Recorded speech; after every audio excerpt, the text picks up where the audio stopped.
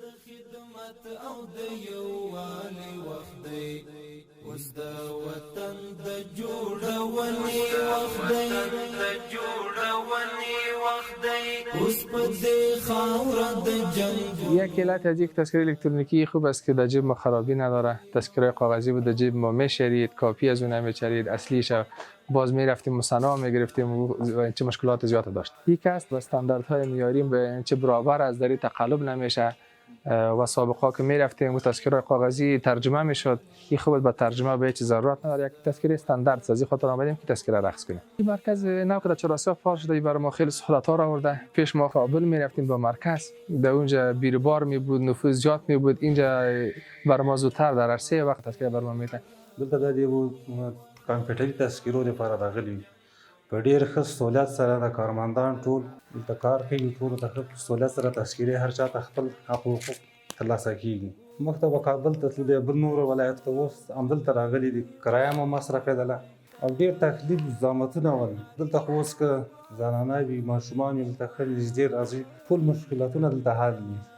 کاغذي تذکرې به د یو شخص 4 دانې مه اخیستې، 15 یې مه اخیستې، 10 یې مه اخیستلې. دا خو د هر چا خپل حق و حقوق دي. بایومټریک سیستم پکې فعال ده او ډېر ښه په سهولت سره هر چا ته خپل تذکرې هم رسېږي. دا تذکرې چې دي الکترونیکي دي، موږ دپاره ډېرې ښې شوې. لکه موږ اوس پاکستان درلودې، ایران یې لري، نور ملکونه یې لري.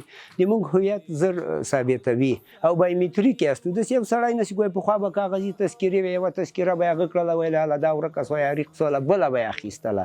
زه دغه ټول عوامو دغه خلکو ته وایم دغه منطقې چې دغه تذکرې د خپل هغه دپاره واخلي او لنډ مرکز ته ورته کوم تکلیفونه نشته داسې دومره لرې لاړ شي.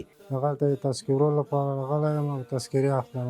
الحمدلله روان ښه ده، صحیح روان ده او خلک ته ډېر سهولتونه را پیدا شوي. مخکې خلک به کابل ښار ته لرې ځایو ته تله، تذکرې اخیستې، ډېر مشکلات سره مخامخ وو. اوس الحمدلله ښه ده، دا سیاح چې دلته راغلی ډېر ښه کار کوي او هېوادوالو نه دا خواهش ده او خصوصا د چهاراسیاب ولسوالۍ خلک نه چې دا داسې تذکرې واخلي او ډېر سهولتونه دي، څه مشکل نشته او تذکرې هر چېرته په درد لګېږي.